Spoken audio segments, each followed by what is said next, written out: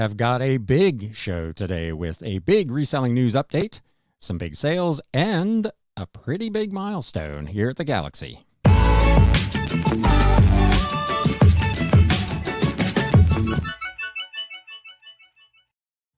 What is up, Galaxians? Welcome to another episode of the Galaxy CDs, Rocks, and Flips Reseller Talk podcast. My name is Ryan, and I will be your host.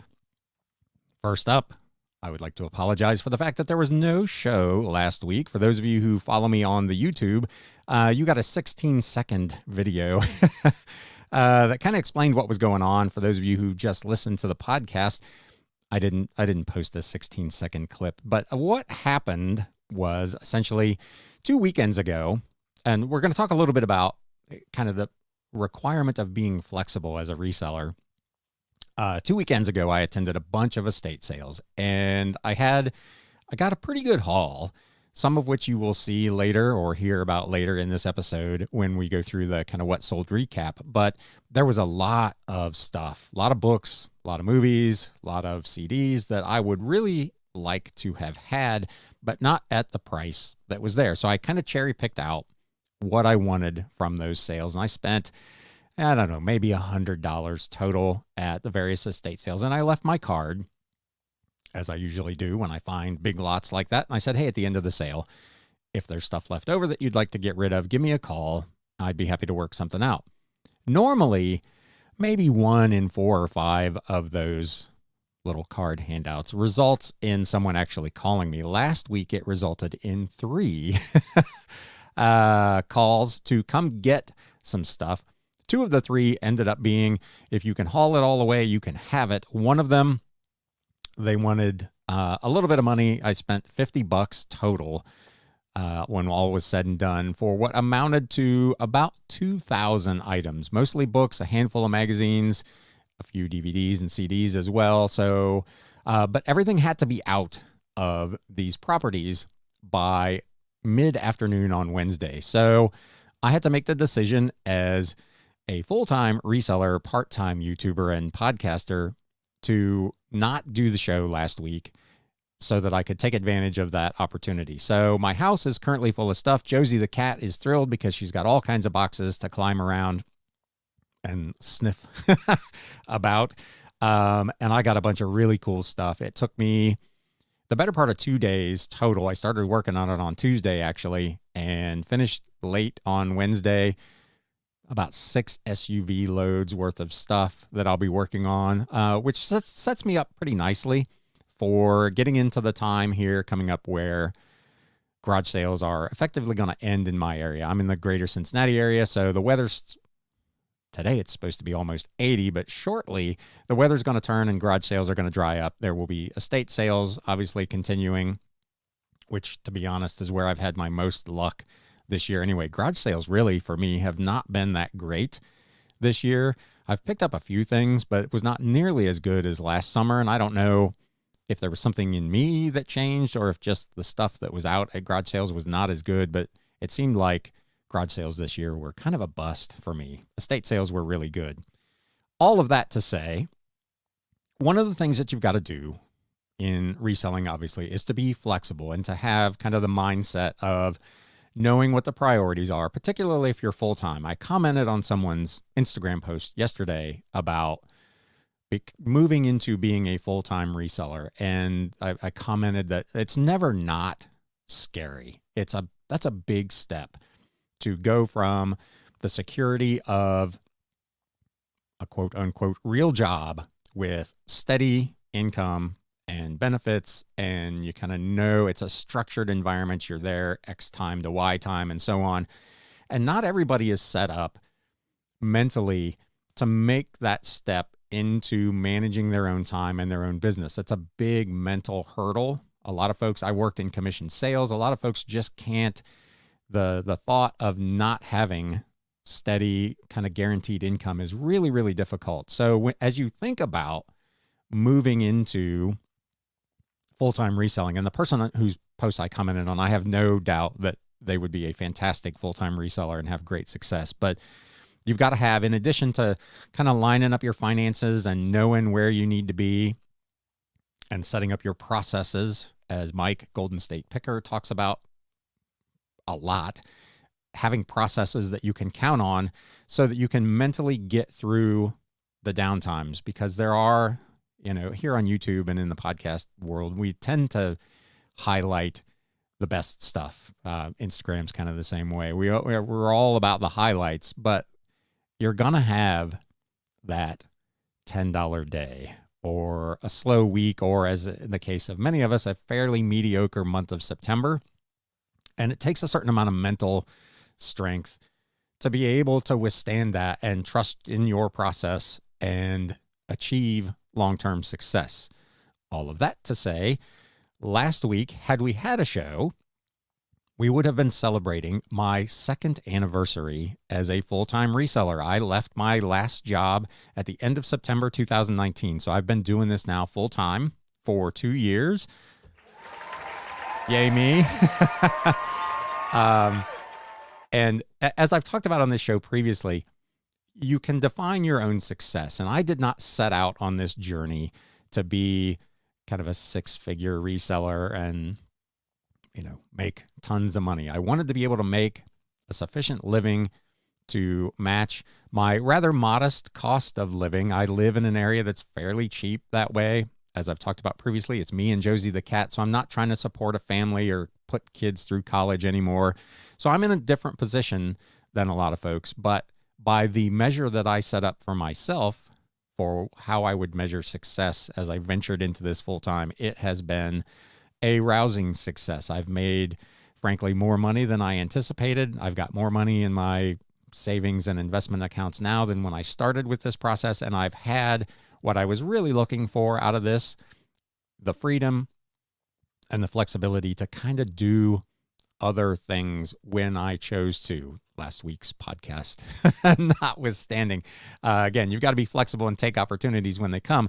But by and large, if I want to knock off at 2:00 to go for a walk or take a bike ride or just read a book, I can do that. If I want to sleep in, I get to do that. I have a freedom in my lifestyle that I did not have when I was working for someone else that is worth more to me than money. So by those measures, this 2 years has been not only fun, but has been a terrific success. So all of that to say, if you're thinking about making that transition to full-time, those are all the things that you need to think about. Not only the finances, but what kind of life and lifestyle you want to lead, and can you achieve that through reselling? I think you probably can if you do it right. And do you have the kind of mental strength to survive through the inevitable downtimes? Business just has its ups and downs. It's just the way things go, and you've got to be able to get through that. So with all of that said, some of the ups and downs are provided, of course, by our platform partners. So let's get into news updates. Some reselling news here. So we're going to start off this week with Poshmark. They had their virtual, I don't know if it was PoshFest,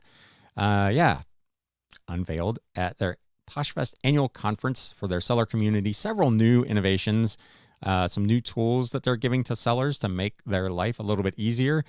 They have, for starters, they have announced Tracy Sun to the new role of Senior Vice President of Seller Engagement. So they're really kind of focusing now even more on their sellers. CEO Manish Chandra said, Team Posh is focused on investing in you. We've been innovating on the user experience, making it simple and easy for anyone to sell. They have a new seller experience team, which is focused on supporting and innovating for sellers at all levels, from casual sellers to larger boutiques and brands, to make sure that anyone who wants to sell on Poshmark can quickly and easily build a closet online and, depending on their motivations, as kind of what I just talked about, grow and scale over time. Tracy Sun said, we're growing the company and there's more demands on our time. We've formed the seller experience team to hold ourselves accountable to this seller customer promise and to ensure that as we grow, we have a team that's staying as close to the customer as possible. They introduced 2 new tools to help sellers engage with shoppers. The first is called the My Shoppers tool. It is, they say, a virtual version of clienteling, which is a department and specialty store tactic where sales associates offer personalized service to clients by suggesting items to finish a look or offer styling advice or alert them to new shipments from their favorite designers. The tool they apparently have been thinking about for some time. They say, think of your typical brick and mortar use case for clienteling. A customer walks into your store and a sales associate sees she's checking out a new sweater she just put out on the floor. The associate will walk up and use the data she sees and use her judgment based on what she sees in front of her, engaging with the customer in a way that may convert that shopper to a buyer. How do you take that online when you can't see what people are browsing for and you can't talk to every single person online? Our customers are looking at things through likes, through offers, and through adding things to a bundle. These are all digital versions, they say, of looking at that sweater in the store. We're taking that data and packaging it up for our sellers and making it really easy for those sellers to offer a clienteling experience to their prospects. This tool is available to all Poshmark sellers free of charge and allows them to apply that same highly personalized experience online and at scale. The second tool is My Closet Insights, which is a dashboard that provides sellers with real-time inventory and sales data. This was also introduced, of course, at the virtual PoshFest. It allows sellers, they say, to easily and efficiently understand business performance over time, to inform strategy, leverage relevant tools, and to drive action and improve sales. So good on Poshmark for adding tools to help sellers grow their business. Again, if you're a seller on Poshmark, you should take advantage of these tools, take a look at them, and see how they can help you grow your business. Mercari has also added a new tool. Last week, they announced that sellers could now purchase shipping on its site without having to actually print the label. They're using QR codes. There's no need, they say, for a printer. Just take your package to a USPS office and show them your QR code on your phone. They'll scan it and ship your package off. Mercari had done this previously with UPS last year. You must have the latest version of the Mercari app on your phone. So be sure if you're a seller on Mercari that you go get that stuff. But that's a cool thing. I'm pretty sure eBay offers something similar. So the QR code, for those of you who don't have a printer or have access to a printer, that's a nice way to just be able to, unfortunately, you're stuck in the line at the post office, which over the next couple of months, they're only going to get longer and longer.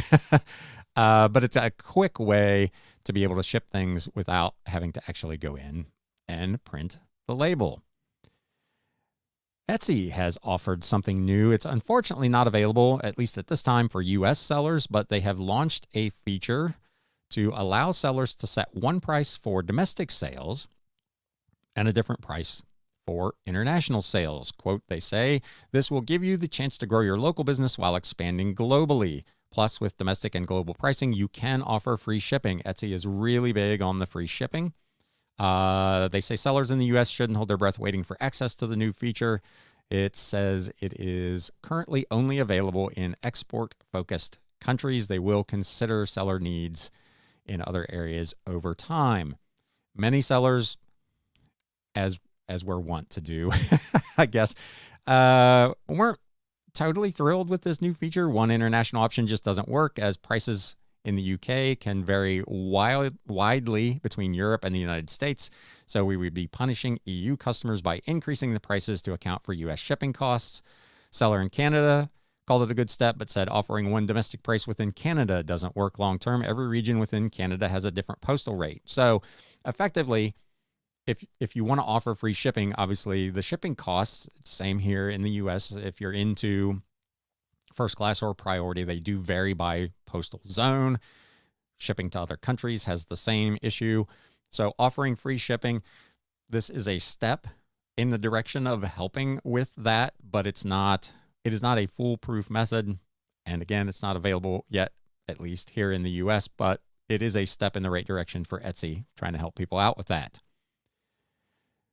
Rough times over at Amazon. They have restricted, or are about to restrict, sellers from listing Sony branded video games.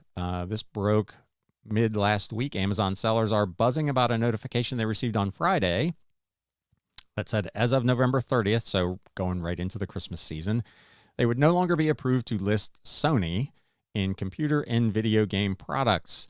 The message read, in part, as part of our ongoing efforts to provide the best possible customer experience, we have implemented additional restrictions for Sony in computer and video game products effective 2021-11/30. You will not be able to list the affected products and your listings will be removed. This action does not impact your account health. Sellers obviously noted how ill-timed the notice was, giving them short notice as holiday shopping begins to ramp up. Quote, Sony branded products have slowly been added to the restricted list over the last several years. One seller said video games are probably the most broad exception within the Sony brand. The fact that this is a more broad exclusion of seemingly all PlayStation products tells me that some publishers may have been involved as well. So if you are a seller of video games over on Amazon, did you get that message? And how big of an impact could that have on your business? That is, especially with the timing of it going into Q4, is really unfortunate. Sony is still, I'm an Xbox guy myself, but Sony is the 800-pound gorilla in the video game market, and not being able to list or sell those products on Amazon is unfortunate, to say the least. Amazon has also taken more money from sellers. They're forcing now sellers to foot the bill for fashion returns. Amazon is requiring sellers to pay for return shipping when a buyer sends back items in fashion categories. The move comes as the cost of shipping is, of course, skyrocketing and impacts categories with notoriously high return rates, like clothing. Free returns on fashion items for seller-fulfilled orders was the subject line of the email that went out. In it, sellers were told that Amazon fashion customers were not fully satisfied with the current return experience of seller-fulfilled orders. Again, they love this verbiage. To provide the best possible customer experience, you will no longer be able to deduct the return shipping fee for prepaid labels on in-policy returns. This will take effect on October 26th, so about 2 weeks from now, and apply to all fashion items listed under apparel, shoes, jewelry, or watches sold in Amazon's online store and shipped to a U.S. address. Sellers, of course, were up in arms about this, and probably rightfully so. That's a big change. That's a big cost for sellers in those categories to be able to eat. One seller wrote, so small businesses like mine are expected to eat the costs for returns at a time when USPS raised their rates. We can't raise our price either, since Amazon will flag it for a high price error. Another seller raised another potential problem with raising prices. Don't raise it higher than prices on your other websites. That would also be against your agreement with Amazon. So if you're a fashion seller and you have a high return rate on Amazon, you are no longer, starting in about 2 weeks, going to be able to charge essentially the customer for return shipping. So that is a fairly big expense, and there's really no workaround for it, since you can't adjust the price effectively on Amazon to kind of account for it. So that's another thing that you're going to have to factor into your costs of doing business.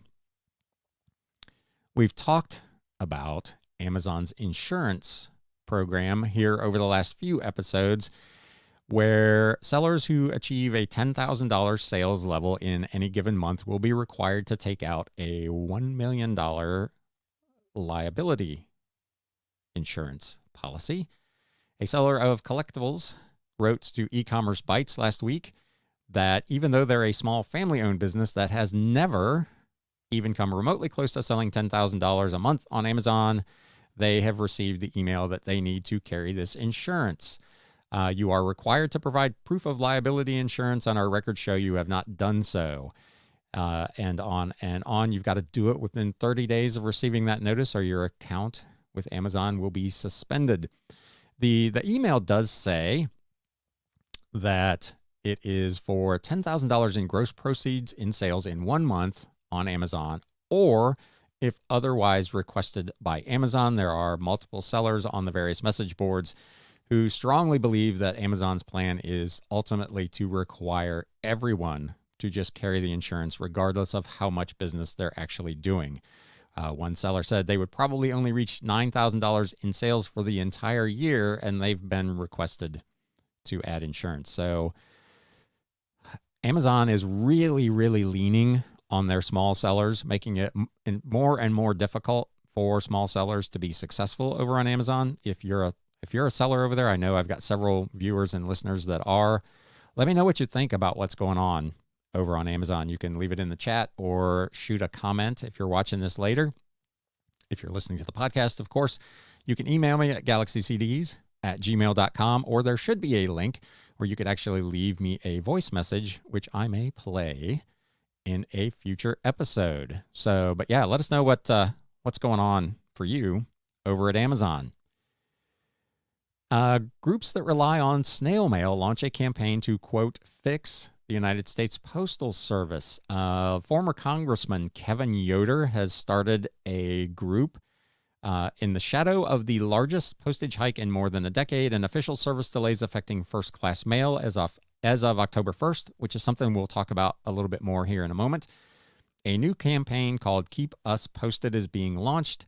They will engage Americans in advocating for postal policy that preserves essential first services while accentuating the way our mail system connects and provides for our country by serving more than 160 million delivery points, no matter how rural or remote. Appreciation for the USPS and its employees became especially evident during the COVID-19 pandemic, yet since then, mail service has become dramatically less reliable and more expensive. They said in their press release, it's the only institution capable of going the last mile to reach and serve every American, but now it needs our help. Nearly everywhere I go, I hear people talking about their mail, rent, bills, prescription medications being late and pricier to send. Americans value our postal service, especially after COVID-19. They want to keep it going and keep us posted. We'll give them a platform to elevate their voices and feelings to decision makers. We look forward to working with USPS management and other policymakers to make consumer voices heard and ensure a reliable, affordable mail system. If you would like to know more, you can visit and get involved at www.keepusposted.org. So obviously, with all the pricing increases, we talked about, I think, 2 episodes ago, that USPS is going to be introducing twice yearly price increases in some categories. So the price continues to go up and the service level continues to slow. Although, as I just mentioned, there's a confusing message about USPS package slowdown. Just as the USPS has slowed down first-class mail, it also wants to slow down first-class packages, but in a somewhat confusing message, it said it would delay that planned slowdown, but would keep in place the already existing slowdown that went into effect in April of 2020.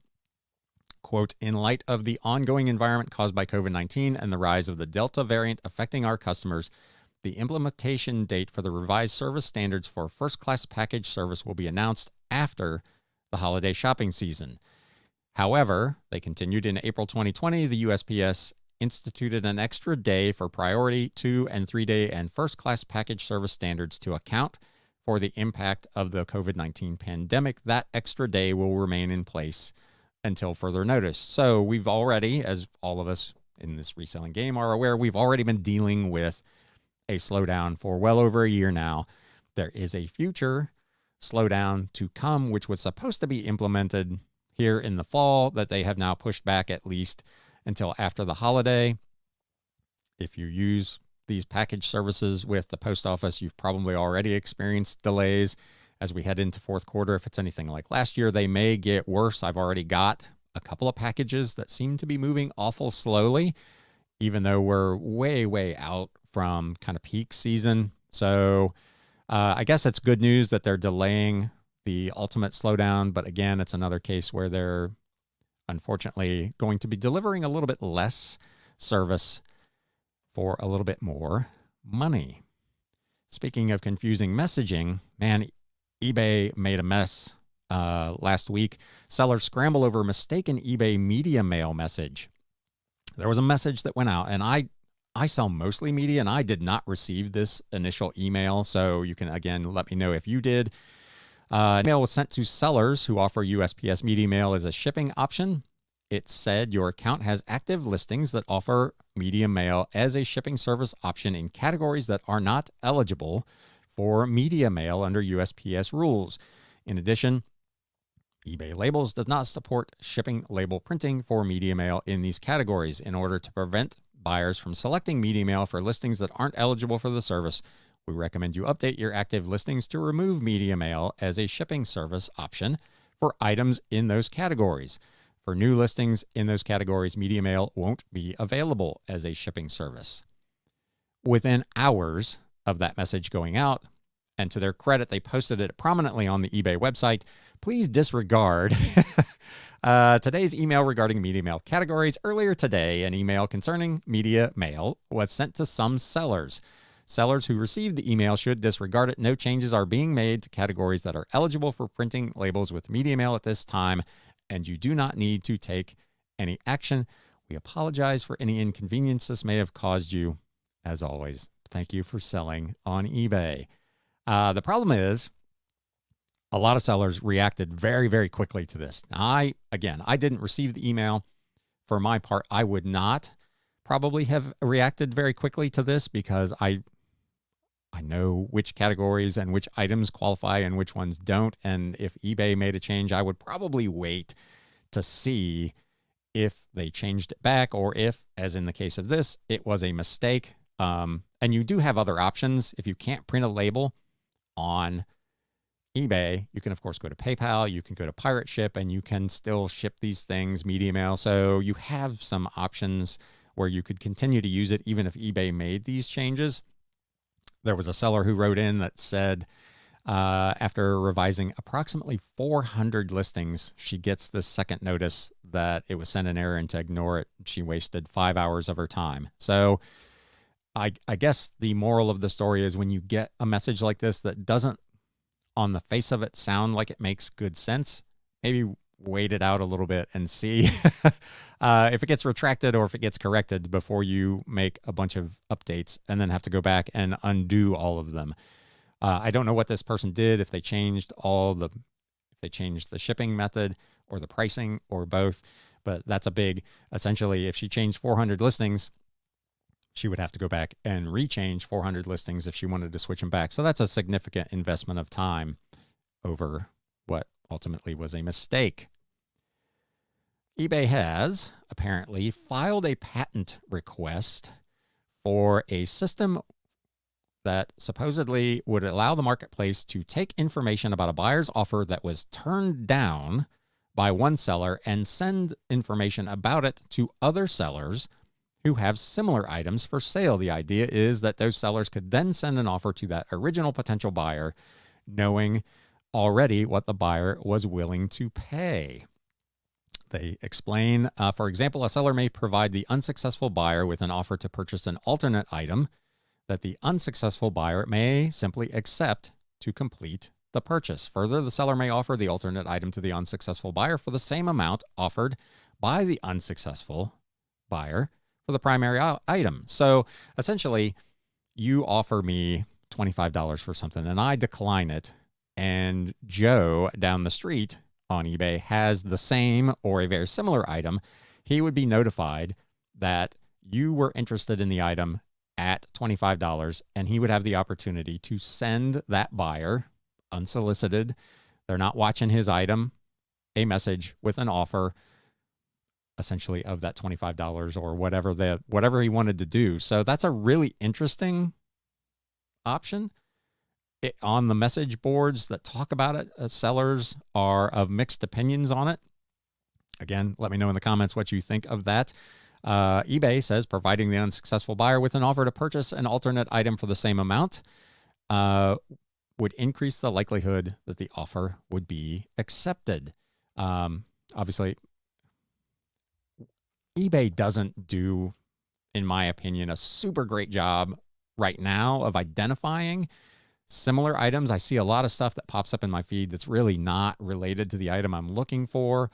So I'm not sure how accurate this thing would be, but on the surface of it, it sounds like it might be a pretty good plan. I send out dozens of offers, and I would welcome the opportunity with all of my listings to send out offers to buyers who were looking at other people's items. So, bad news for resellers of smartphones.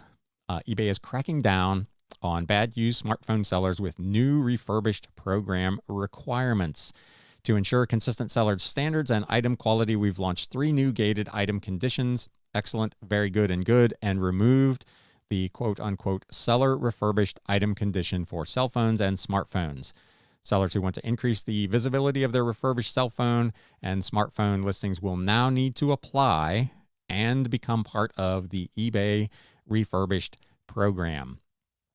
As a buyer, that's probably good news. As a seller, that is not necessarily good news. The good news is that the process will clean up the category, and sellers who sold a lot of junk products should get downgraded in listing visibility with this requirement. It should also help sellers better compete with manufacturer-backed programs such as the one recently introduced by Samsung.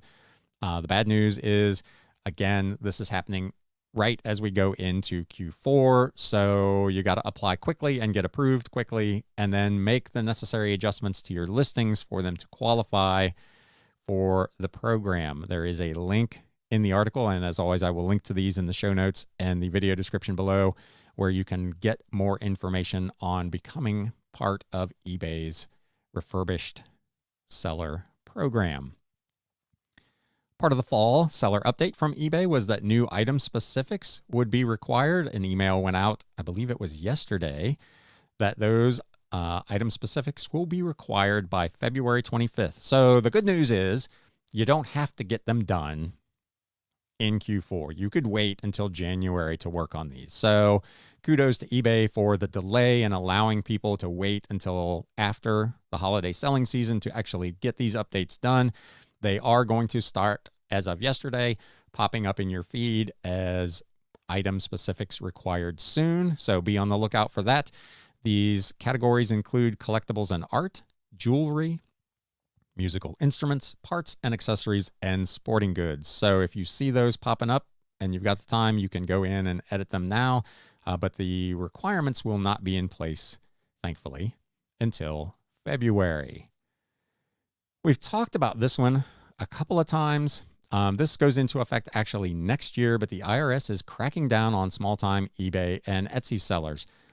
That headline is probably a bit of an overstatement, but as we've discussed, beginning in January of 2022, if you sell more than $600 worth of goods through an online auction site, Etsy, eBay, Mercari, you have payments processed through a third-party payment processor like Venmo or PayPal, those transactions will be reported to the IRS, and you will receive a 1099-K form detailing those transactions.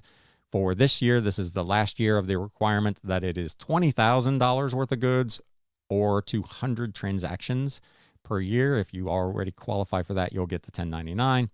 The new rules were part of the American Rescue Plan Act of 2021 and apply to anyone who receives payments for goods or services that are processed by third-party networks. The change, of course, has stirred up a lot of confusion and consternation among smaller resellers.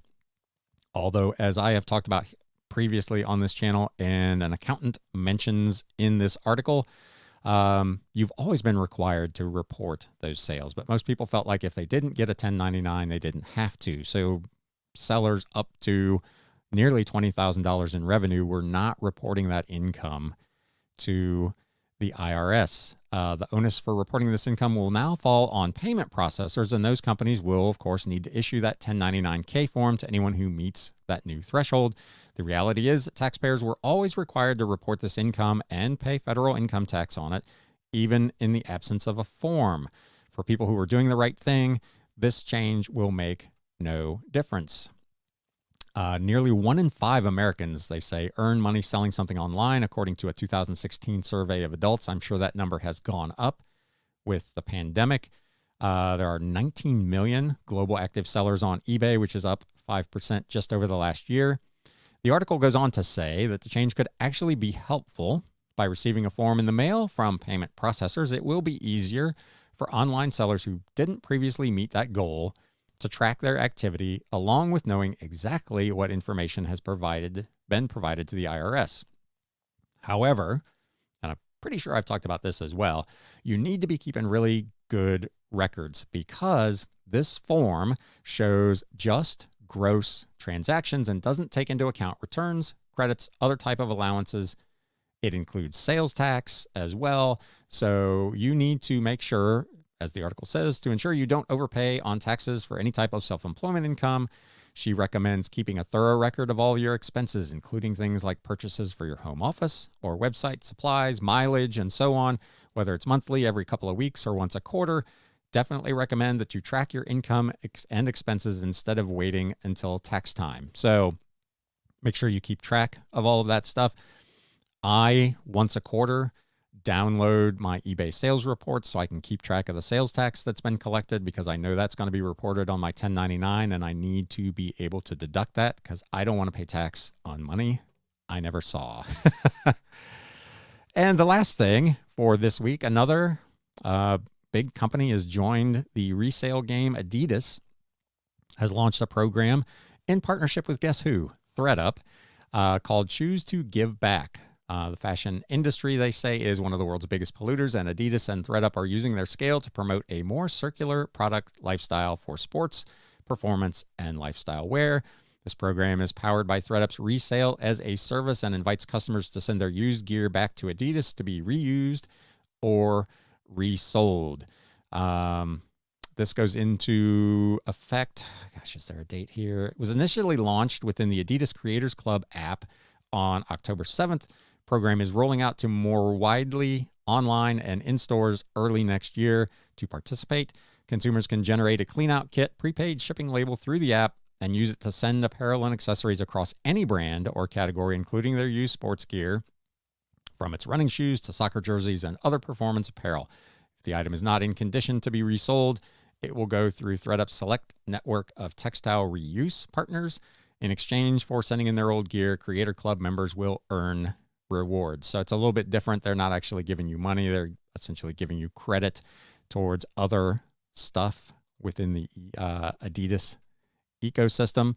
So that is just another example of a company, a manufacturer, a retailer, realizing that there's gold in them hills with reselling and partnering up with ThredUp, who obviously is just going great guns right now. With all that being said, let's take a look at what this reseller sold over the last couple of weeks.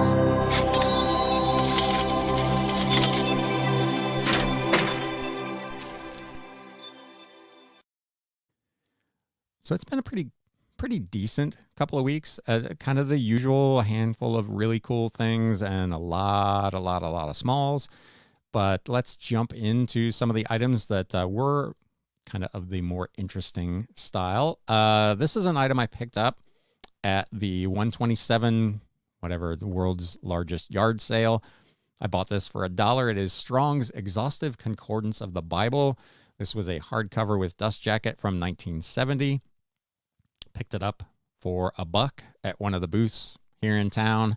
127, as I think I've talked about previously, actually runs right through the town I live. So I went on the Saturday of that event and just kind of walked about a mile in each direction. And I didn't find a bunch of stuff, but I did find this.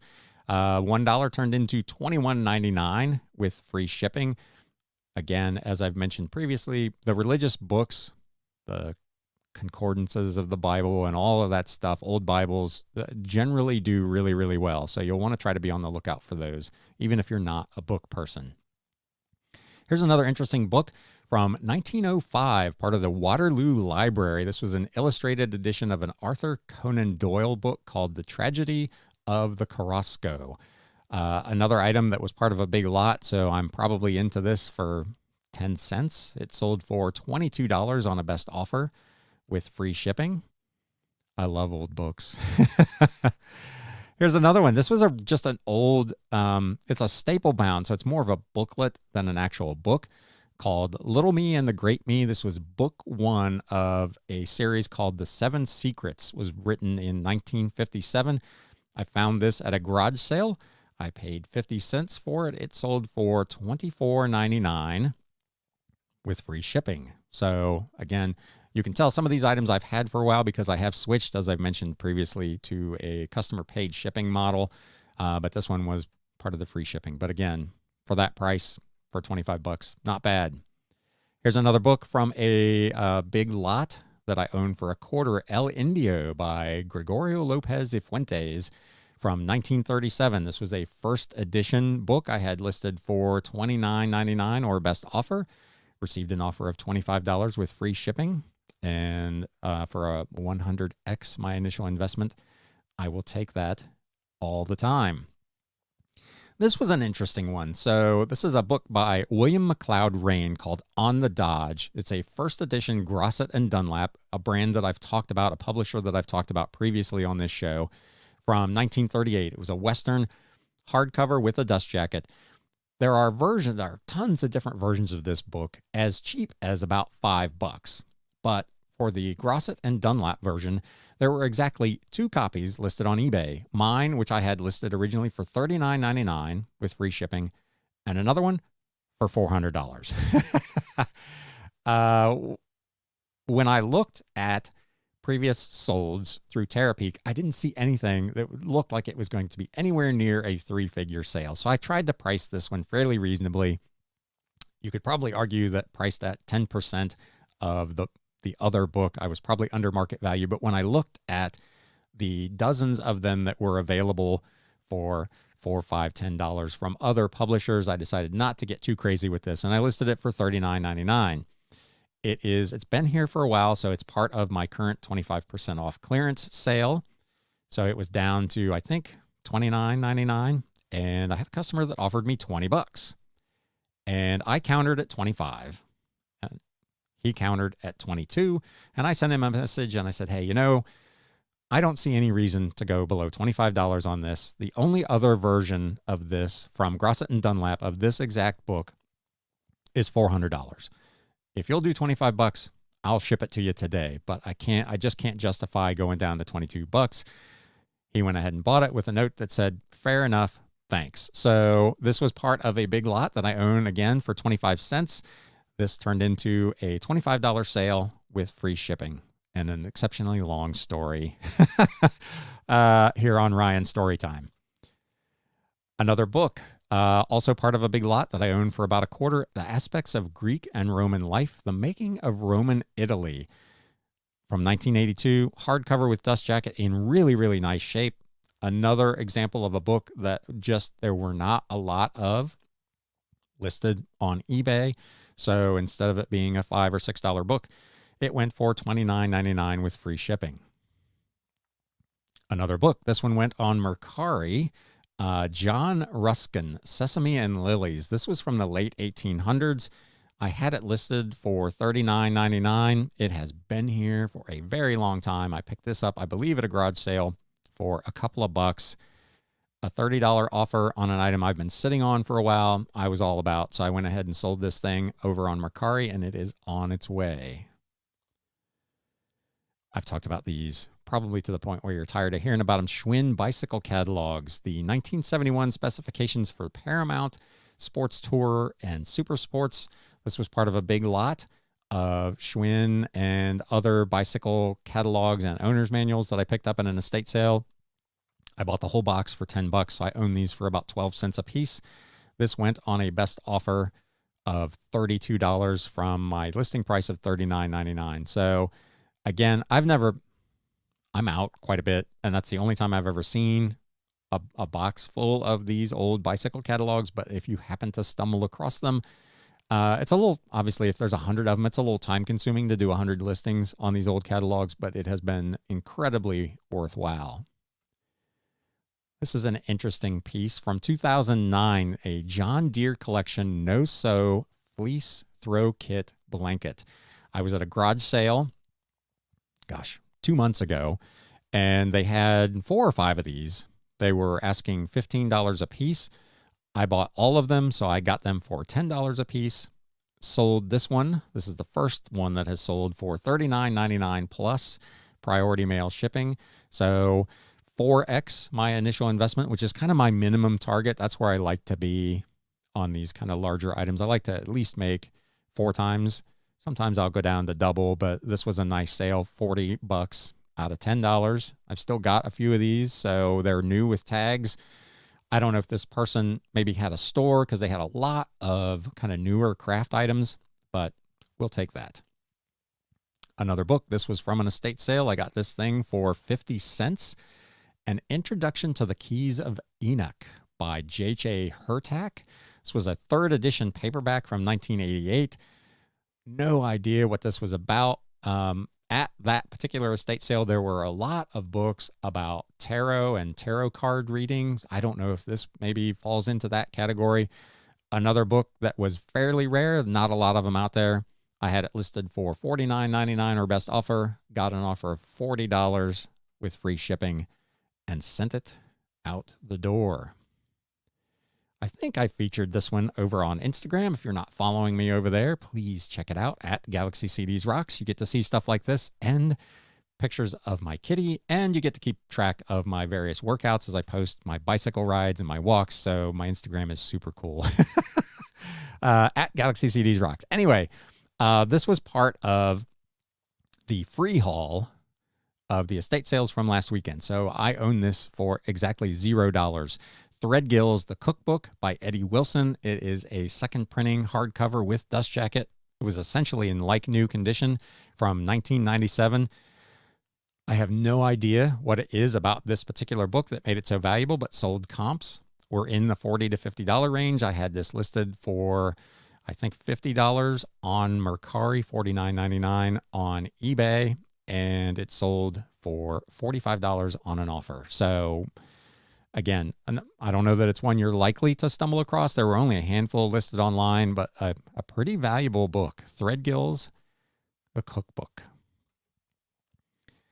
This is another set of books also from the estate sale. This was part of the buy, so I own these for $1 a piece. So this is a $4 set. The Works of Flavius Josephus, translated by William Whiston. It's a 4-volume set from 1980. The Flavius Josephus Works set or individual volume is fairly valuable at any time. Again, I own this for $4. These sold for $49.99 plus shipping, so that's a pretty nice sale. So kind of be on the lookout for those, again, if you're inclined to scan through the book section. I have had this for quite some time. It is some really old tech. It is a Garmin mobile PC GPS receiver. Had its manual and its quick start guide and was in its box. I picked this up at a charity garage sale for $10. It sold for $72.99 with free shipping. This went out in a priority mail padded envelope. Really interesting item. It is essentially a GPS receiver that connects to a laptop that then shows on the laptop screen GPS navigation. So pretty old school tech. I don't recall when this thing was actually manufactured, but it is pretty old, as you can tell from the picture of the laptop on there. But I figured I'd take a flyer on it for $10. I've had it since probably June. Have had a couple of watchers on it. Nobody really did anything, and finally it sold for $72.99. Here's where we're starting to get into some of the big winners from last weekend's estate sale. So this is a Time magazine from May 7th, 1945, immediately after the suicide of Adolf Hitler, where he made the cover with the red X across his face. This particular one was not in fantastic condition. As you can see, if you're watching on YouTube, there's some wear on the cover. The first couple of pages were loose. The cover had some damage on the spine. So this was not a pristine copy of this. Had it been a pristine one, I think it probably would have sold for $200 or $300. As it is, this is one that I bought as part of my lot. I own this essentially for 8 cents. I put this up at auction because of its condition. I started it at $99.99 plus shipping. It received 11 bids and ultimately sold for $121.50 plus shipping from an investment of 8 cents, which essentially paid for that entire day's worth of estate sales. So I've got 1,000 items probably that were paid for by this one item. So again, not super likely that you'll come across one of these, but if you do, pick it up. This was originally at the estate sale, and they were asking $50 for this. So, of course, I did not buy it. When I went back and made the offer on the lot, this was part of the bunch of stuff that I bought essentially for $50. So really, really nice flip. And now we will have your flip of the week. This was from another of the estate sales. I'm walking around looking at a lot of books, and I stumble on a shelf that has a bunch of old TV and radio vacuum tubes. And I know there's a market for those, but I didn't know quite how much. I looked at this particular setup. They had 4 pairs of this RCA 6550 Electron tubes. The box said it was a matched set. I had no way to identify whether that was in fact still the case.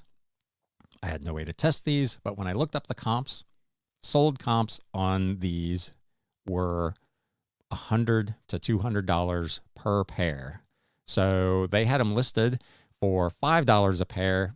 I did a bulk buy with some other stuff. I essentially got these for $250 per pair. So I have $10 in 4 pairs of these Electron tubes. I listed them Saturday morning at what I thought was a fairly conservative price because I had no way to test them. They are listed as untested, no returns, as is. I listed them at $99.99 plus shipping. Customer, as you can see, if you're watching on YouTube, there is one that was purchased for $99.99 plus shipping. And then there is another sale when they realized that I had more of these. He bought the other 3 sets at the same time. These sold within 2 hours of me listing them for a total of $399.96 plus shipping from an initial investment of $10 whole. So that was a week maker because going into that Saturday, I had done $300 total on eBay to circle clear back around to the beginning of this, being able to take the good with the bad. It was not a really good week, and this sale obviously just made the whole week. It took me from $300 to $700 in sales plus whatever else I did on Saturday, and it ended up being salvaged a pretty good week out of it. So again, like with a lot of the stuff I show or talk about on this channel, not all these Electron tubes are worth a bunch of money. I sold one lot of smaller tubes. I think there were 14 of them, and I sold them for $22. So they're not all worth a ton of money, but if you come across the larger, these were probably close to 3 inches tall. If you come across the larger tubes, particularly RCA or a brand called Tungsol, Tung-SOL, take the time to look them up because they can be worth a fairly ridiculous amount of money. That, frankly, surprised the living crap out of me.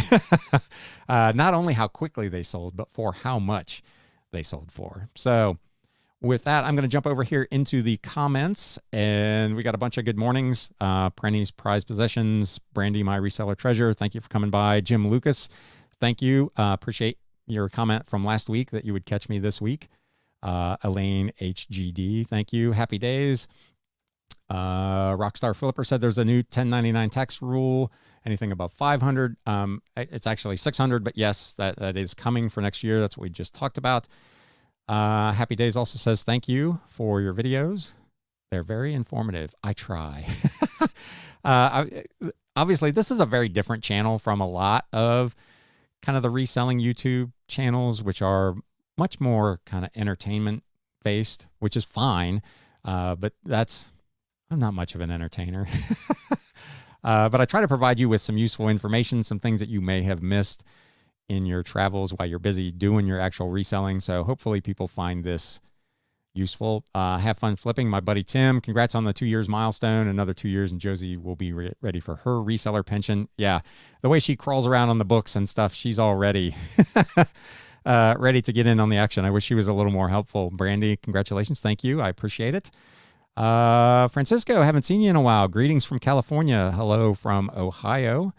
Tam and Bell Sell, hello. I appreciate you stopping by. TRB Collectibles, how many items would you say you have in your unlisted pile? Man, that's a good question. I would guess probably somewhere around 3,500 items right now, with the estate sales that I have done over the last 4 or 5 months that I'm continuing to kind of wade my way through. I would think that's probably the number. One of the sales that I had last week that I actually didn't put on here, I had listed, you may recall if you've been following this channel for a while, about a year and a half ago, I bought that 8,000 CD lot. And I had several thousand of those that I've put into lots of 30 that are available on eBay, kind of mystery lots for $20.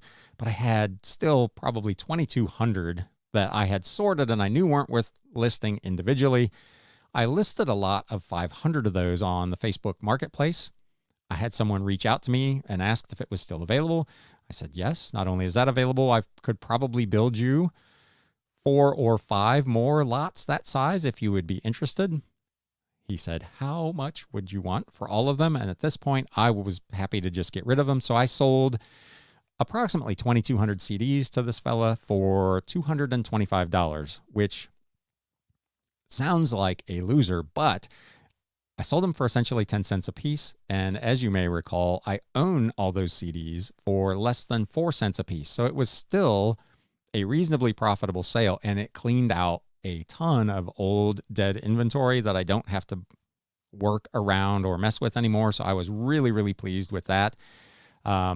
And that gets me down, obviously, quite a bit, but it's an easy 3,000 or 3,500 items just from the last couple of months worth of estate sales. And I do tend to try to bulk up as I get into kind of mid-fall. I try to make a couple of big bulk buys, knowing that in my area, there are not going to be many, if any, garage sales for the next 2 or 3 months. So I like to have some stuff on hand that I can work through over those slower months.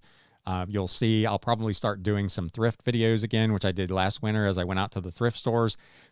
And I'll pick up 1 or 2 items here or there, but not a ton of stuff. So I know most people would consider that to be a massive death pile, but to me, that is just backstock inventory that allows me to continue to grow my business during kind of the slower times of year for sourcing. So thank you for the question.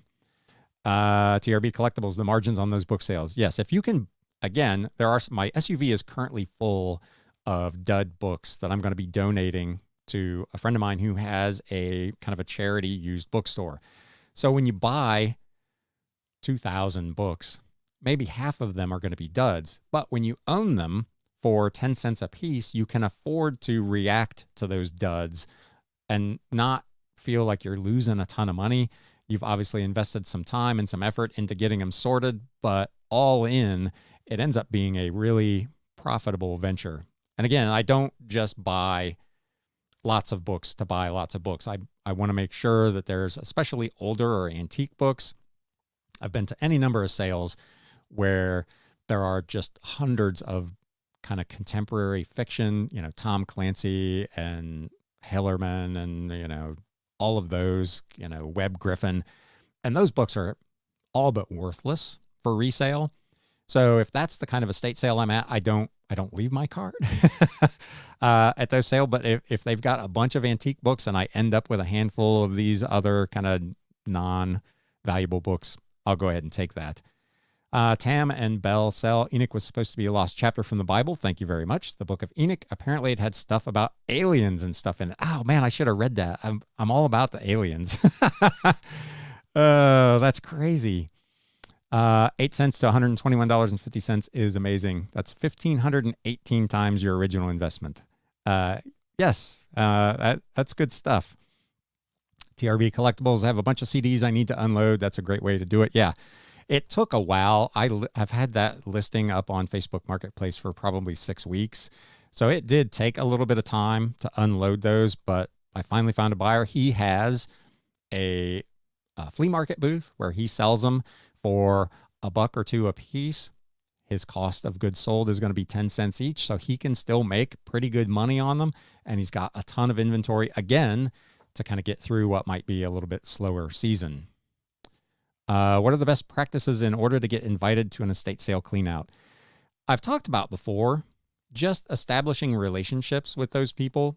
When you go to their sales, be sure you talk to them. I don't hesitate to let them know that I'm a reseller, that I'm looking for particular items, books, movies, DVDs, Blu-rays, so that they can kind of be on the lookout for those things for me. And I've got one, she calls me probably once a month and tells me, hey, I've got a sale coming up next week or whatever it is. It's got a ton of old books, so you want to make sure you come. I leave my card, I leave my information. I say, you know, I'm willing to buy these, but not at the $1 to $2 a book. The 10 to 25 cents is a little more in my wheelhouse if I'm doing a big buy. But in a lot of cases, as was the case last weekend, they're just happy to have someone come and haul that stuff away, and they'll give it to you if you can get it out of there in a timely manner. Because if you don't do it, they've got to clean the house out. So they've either got to donate them or take them to the dump. And as I said, for me last weekend, it was 6 SUV loads. So that's a lot of work off of their shoulders.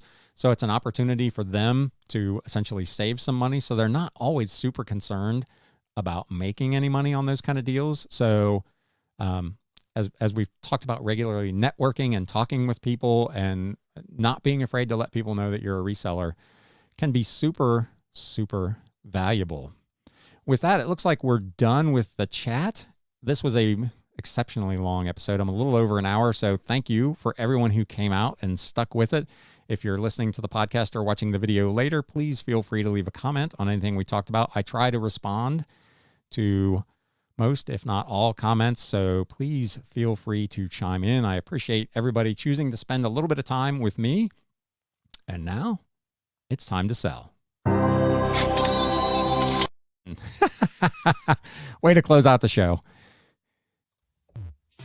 You have been listening to the Galaxy CDs Rocks and Flips Reseller Talk podcast. Thank you so much for tuning in, and we will catch you again next time.